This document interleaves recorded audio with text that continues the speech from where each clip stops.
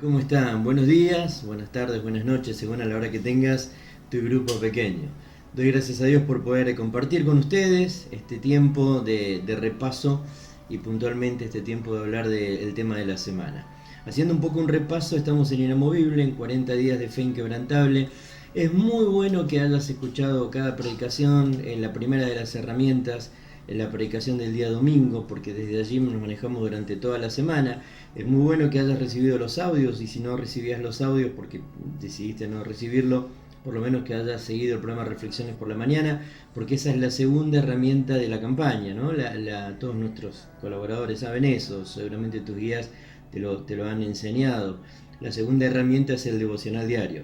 Así que imagino que todos los jóvenes, los varones, los hermanos adultos, los niños, todos están haciendo su devocional diario, ya sea por los audios o por las reflexiones de la mañana. Pero la tercera herramienta es esta, el grupo pequeño en el cual, no sé si la palabra es debatir, pero conversamos sobre lo que hemos visto durante la semana.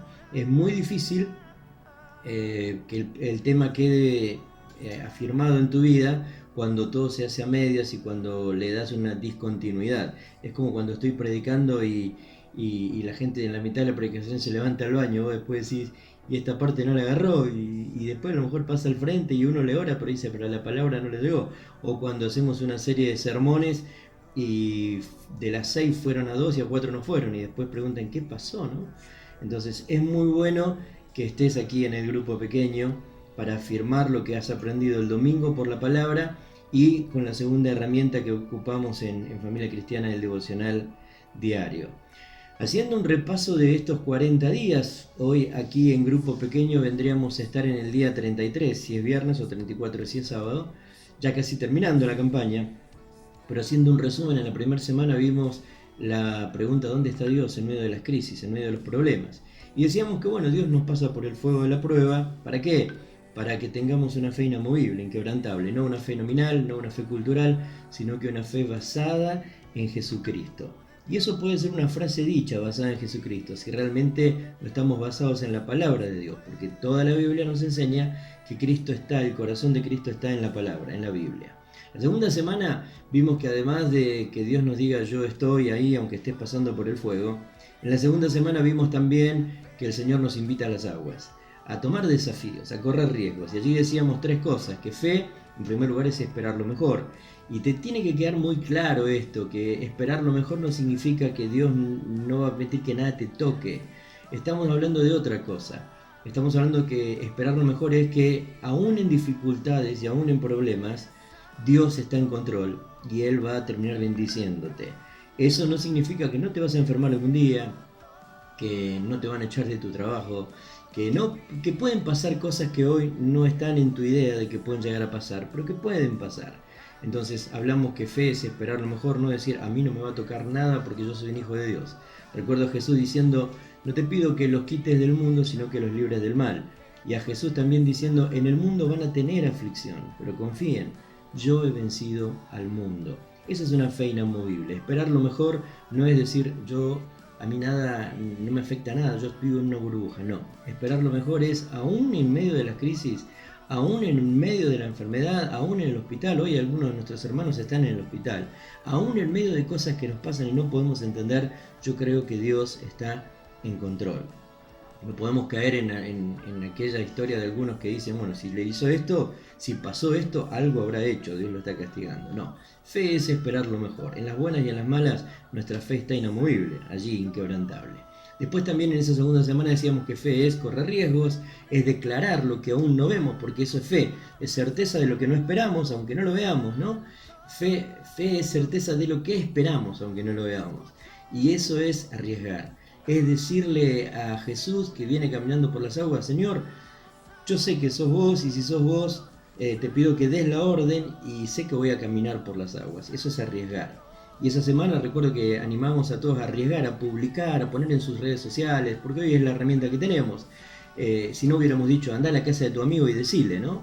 Pero bueno, animamos a arriesgar, a decirle a la gente, hey, escuchá una palabra, vení, sumate a esta campaña.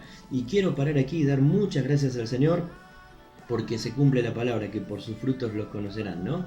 Hay tanta gente que ha dado fruto, que ha atraído gente al Señor, que ha podido predicar el Evangelio, aún cuando el enemigo nos quiere encerrar. No estamos encerrados para nada. Fe es correr riesgos y también fe es tomar la iniciativa. Ahí sí, bajarse del barco. Yo decía, correr riesgos es declarar cuando no vemos, porque si vos vas en un barco y Jesús viene caminando por las aguas y te dice, vení, y mucho riesgo no es, y sabés que es Jesús. El tema es que cuando Jesús no te dijo nada, vos declarás que Jesús lo va a hacer, eso es correr riesgos. Y tomar la iniciativa entonces es bajarse del barco. Luego en la próxima semana vimos que fe es expandir la imaginación. Allí hablamos de Jabes, un hombre que pudo decir 4 cosas claves. La primera fue, Señor, yo sé que vos podés bendecirme, aunque no lo merezco. Apelar a la misericordia, la palabra era misericordia de Dios. Y creer que no nos bendice Dios porque somos buenos, sino porque Él es bueno. La segunda cosa que Jabes dijo fue, Señor, si ensanchares mi tienda. Cuando uno le pide a Dios ya está declarando en fe que Él tiene el poder para hacerlo. Y eso a Dios le gusta, que vos puedas pedirle en fe y puedas pedirle con convicción.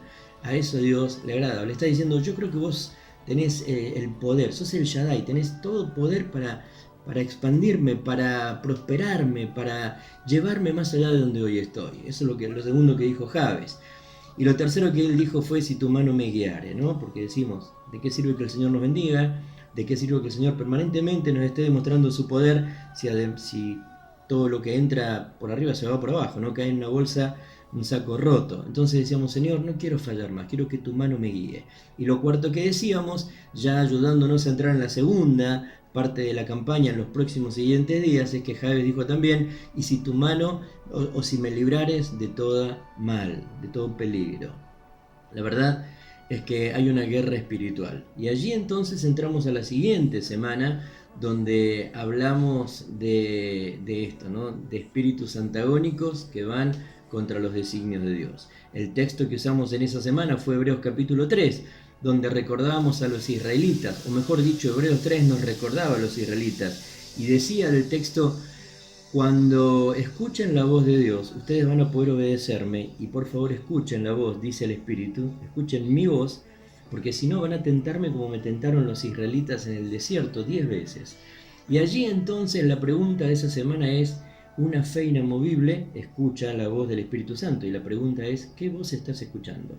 Porque hay diferentes voces que se manejan en este mundo. En la corriente de este mundo, por ejemplo, hablábamos de el espíritu de Corea. Un espíritu que se rebela contra Dios, el principal de los espíritus generales, ¿no? Que se rebela contra Dios. Es más viejo que vos y yo, decía, ese espíritu estaba allí en Satanás mismo cuando se rebeló contra el trono de Dios. Luego el martes hablábamos del espíritu de Amalek, el espíritu de este mundo. Las redes sociales, todos los medios de comunicación, absolutamente todo lo que tenga que ver con este mundo está impregnado del espíritu de Amalek, que va en contra de los designios de Dios. Aquel día el martes leíamos un texto que dice que Amalek tendrá siempre guerra contra Dios.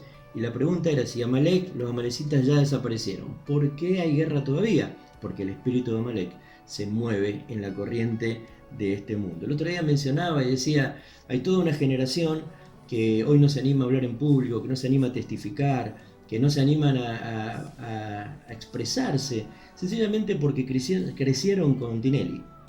Por ejemplo, ¿no? Decía esto, crecieron con Tinelli, con Marcelo Tinelli, el rey de los escarnecedores, Salmo 1, léanlo, el rey de los escarnecedores, burlesco al 100%, y hoy por hoy hay toda una generación que tiene miedo a expresarse, tiene miedo a hacer cosas públicas por el que dirán, porque saben que están allí rodeados de la burla del que está al lado. Es algo generacional de este tiempo. Los Simpson, ¿qué puedo decir de los Simpson? Los Simpson es burlarse de todo. Mueven todos los espíritus entonces que afectan en el mundo espiritual. ¿Qué voz estamos escuchando? El tema de la semana pasada es oigamos la voz del Espíritu de Dios. Esta semana entramos a hablar siguiendo con esto de guerra espiritual, de autoridad espiritual. Juan capítulo 19, versículo 10 y 11 nos recordaba el momento en que Jesús está a punto de ser crucificado. Y Pilato se enoja porque Jesús no le contesta y le dice, hey, ¿no sabes que yo tengo poder para crucificarte? Y Jesús le dice, ninguna autoridad, ningún poder tendría sobre mí si no te fuera dado desde lo alto. Estamos hablando de que autoridad, en primer lugar, es un principio creado por Dios. El principio de autoridad es un diseño de Dios. Por eso en la corriente de este mundo todo va en contra de lo que tenga que ver con autoridad. Así que cuando Dios diseña autoridad, la pregunta es ¿por qué? Sencillamente para sostener un orden. Autoridad genera orden. Y ese es el punto. Satanás desde el primer momento se rebeló contra autoridad. Pero Jesús cuando vino acá habló todo el tiempo, desde el principio hasta el fin, de autoridad. De hecho decía, yo hago lo que mi padre me dice, yo hablo lo que mi padre me dice que diga. David en su conocimiento de autoridad también se sujetó al rey, aunque el mismo rey lo perseguía, porque la clave de autoridad es la obediencia a la autoridad. Por eso Jesús dice que fue obediente hasta el final. Así que bueno, hablamos de autoridad, hablamos de la autoridad de la iglesia. En esta semana en los devocionales venimos hablando de esto, de la autoridad que la iglesia tiene para poder enfrentar a todo ataque del enemigo. Y hablamos que en esto de la guerra espiritual, los demonios reconocen solamente autoridad. No miran pergaminos, no miran experiencia, miran autoridad. Así que bueno, entonces quiero animarles a que por un instante ustedes tengan allí, seguramente Sebastián ya tiene una pregunta puntualmente para que todos hablen y debatan. En primer lugar, como siempre, lo que pretendemos son dos cosas. La primera es que ustedes digan allí en su grupo qué fue lo que más les impactó, qué más les afectó. Afectó no significa para mal, sino que más les pegó, digamos, del tema de esta semana. Y en segundo lugar, respondan a la pregunta de hoy para desafiarlos a que en la próxima semana, cuando la campaña esté terminando, podamos reclamar todas, absolutamente todas, las bendiciones de Dios para nuestras vidas en autoridad espiritual. El Señor les bendiga. Hola amigos del Grupo Pequeño, muy buenos días. Una vez más nos encontramos en esta semana, en la quinta semana de lo que es la campaña Una Fe Inamovible. Y recién comentaba el pastor, hacía un pequeño resumen de los temas que fuimos desarrollando. Y el día lunes veíamos lo siguiente, que en Juan 19:11 Jesús se presenta ante una autoridad espiritual y esta autoridad le decía, ¿no ves que yo tengo el poder para dejarte ir o para ponerte preso? Y entonces Jesús le responde, ninguna autoridad te es dada si no es por mi Padre. Y esto nos enseña que la autoridad fue creada por Dios. Desde el principio, la creación de Dios sufrió violencia. Satanás conoce la autoridad de Dios porque en algún momento le tocó estar allí con él, hasta antes de su rebelión. Entonces, Satanás quiere hoy romper esa relación que Dios tiene con los hombres y los hombres con Dios. Por eso es que en algún primer momento Satanás tienta a la mujer tienta al hombre, vos y yo somos tentados, y es por eso que Dios hoy nos pone la autoridad sobre nuestras vidas, para poder tener autoridad sobre aquel que quiere de alguna manera separarnos de Dios. Las autoridades que Dios ha puesto en este tiempo, tanto espirituales como terrenales, son puestas por Dios. Dios las permite que sea así. Por eso si hablamos de lo terrenal, podemos tener presidentes, gobernadores. Si hablamos de lo espiritual, tenemos el liderazgo, el pastorado. Entonces hoy nos toca entender que debemos estar sujetos a la autoridad espiritual. El día martes veíamos en Génesis 9, en versículos 20, 21, 22, la historia de Noé. Nos contaba esta historia que en algún momento Noé plantó un viñedo y allí también algún tiempo que estuvo por ahí, él se emborrachó. Y en su carpa él estaba allí, uno de sus hijos lo ve desnudo. Bueno, esto es una historia que la pueden buscar en sus Biblias. Y este día martes nos hablaba de la autoridad espiritual en la familia. Uno de los conceptos, de los consejos que nos dejaba, si queremos tener autoridad espiritual en la familia, ¿qué estoy dejando como impresión a mi familia, a mis hijos, a los que están viviendo conmigo?